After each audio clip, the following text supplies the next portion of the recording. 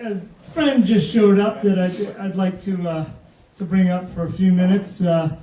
He's always been there for our causes in the past. He was on the front lines of the shipyard battle, and he's a local homeboy here, if you will. A lot of folks know him. Former United States Congressman. He's now in the New Hampshire Senate.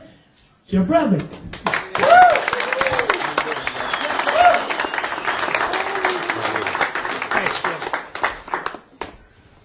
Saturday afternoon, and we have a room full of people in the Ferrel's barn.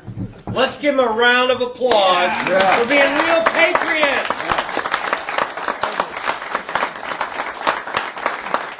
And do the same thing for yourself, because here you are. You're here for a reason.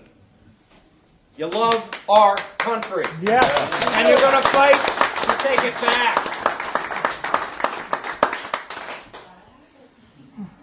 We all know Jack did a great job, Frank did a great job talking about what the problems are. My friends, we are at a tipping point in New Hampshire and a tipping point in Washington. We can either go down the road that we're on right now. In New Hampshire, it'll be an income tax and a sales tax and all sorts of other new taxes if we don't make a change in November.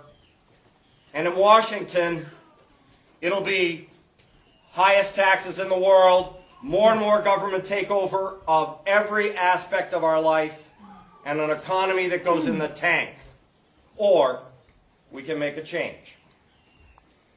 Every day from now until November, you're going to hear people running against Frank and running against Jack, running against me, running against another American patriot, Asha Kenny, Joe's wife, who's running for county commissioner. Thank you for stepping up. Also running against Albert LaMontagne. There you go. And they're going to tell you, I'm a progressive. Yes. You know what that word means?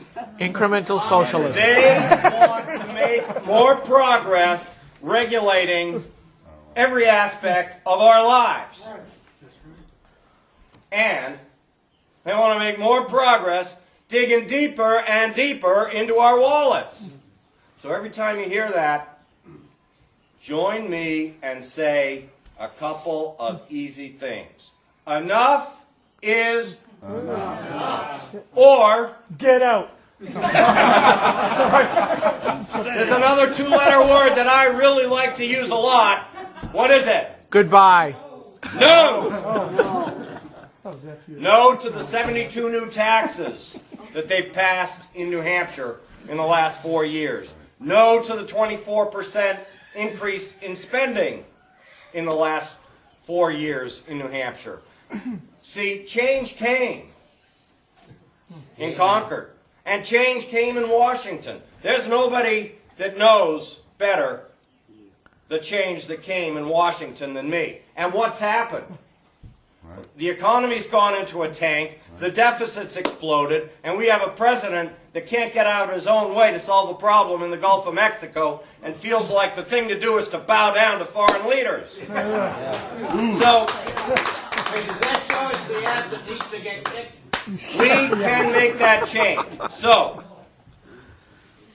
I'm going to tell you a little bit about how to do it. Okay? We got a lot of great Republicans running for office. 2 of them are right here.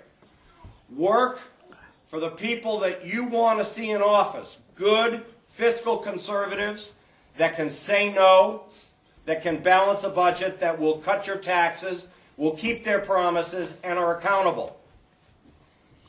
And when the primaries are over, all like-minded people have to come together around the winners. And we can't cut each other's throats in the meantime. We have got to work together to make sure that we get those conservatives elected in November. And it starts with working for your friends who are on the ballot between now and September. And then we're going to have a sprint to the finish from September 14th to November 2nd. And you're going to hear a lot of progressives talking about the progress that they've made. And it's going to be up to all of us to say, no, you didn't. Right. And to write the letters to the editor, to have the signs in our front yards, to go door to door with the candidates, to go leafleting on weekends, to hold events like the Ferrels are holding right here. If you are not willing to put out that kind of effort, then the other side is going to beat us again. That's what it all comes down to. We can take our country back, and we can take our state back, but we can't do it unless all of us are pulling together in the same direction. There's nobody who knows that better than me. And I, like Ronald Reagan, see a bright day for our state again and our country. But it's not going to happen if we don't make it happen. It's our responsibility as proud Americans to stand up for these flags, the country we believe in, the values we believe in, the freedom that is our unalienable right, and the blessings that God has given this great country. So let's work from now until November, and then work afterwards to make sure that we bring the change that we need for our country. Thanks for inviting me. Thanks again to Chuck for doing this. It's awesome to see so many people here.